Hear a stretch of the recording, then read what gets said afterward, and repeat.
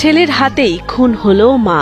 বাড়ির গাছ বিক্রি করায় মা মঞ্জিলা বেগমকে নৃশংসভাবে ছুরিকাঘাতে খুন করল পাষণ্ড ছেলে। আমার দুইটা ছেলে, যে মারছে সে বড় ছেলে।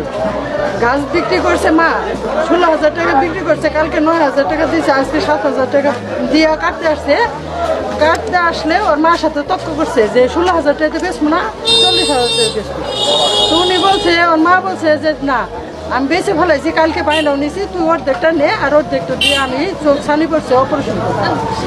এই হিসেবে ওর মা বলাতেই ওই গাছ কাটছে, ওই গাছ চালারেই ফেস মাইরে বুড়ি বাইক করে ফেলাইছে।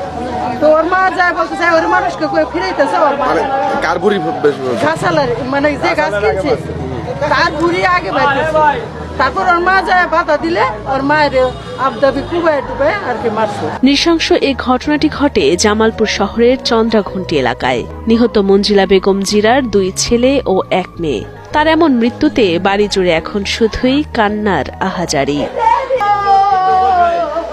স্বজনের স্থানীয়দের কাছ থেকে জানা যায় 13 এপ্রিল সোমবার মঞ্জিলা বেগম জিরা তার বাড়ির 3টি গাছ 16,000 টাকায় বিক্রি করেন গাছ ব্যবসায়ী ফরিদ মণ্ডলের কাছে।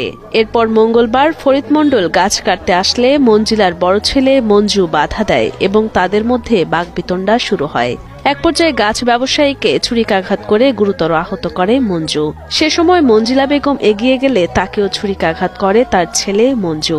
ঘটনাস্থলেই প্রাণ হারান মঞ্জিলা বেগম এবং গুরুতর আহত ফরিদ মণ্ডলকে জামালপুর জেনারেল হাসপাতালে ভর্তি করেন স্থানীয়রা। আমার শালা, আমার শাশুড়ি, আমার শালার বউ, ওনারা সবাই আমার বাসায় গেছে বেড়াইতে।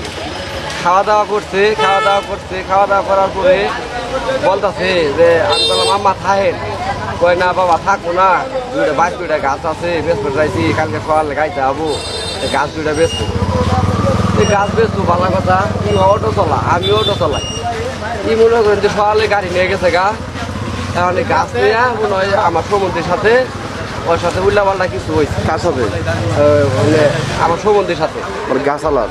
জি, মানে গাছ আমার শাশুড়ি, আর যিনি মারছে উনি আমার সম্বন্ধী। পাগলা সবকিছু বেচা কিনি করে খায়, গাছ বেচতে, এই গাছ বেচলো কামলাইছে, কামলা লোক কুবাইছে, ফির আবার যায় একলা পাইছে, একলা পাই কুবাইছে। সন্তানরা গাছ কাটা নিয়ে মারতে পারে,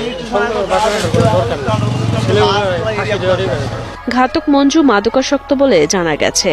এই ঘটনায় ঘাতক ছেলে পলাতক রয়েছে বলে জানান জামালপুর সদর থানার ওসি তদন্ত আনিসুর আশিকিন। ঘাতককে আটক করতে অভিযান চলছে, অভিযোগ পেলে আইনগত ব্যবস্থা নেওয়া হবে বলে জানান এই কর্মকর্তা। সে পলাতক, তাকে ধরার জন্য আমরা টিম কাজ করতেছে। এখন পর্যন্ত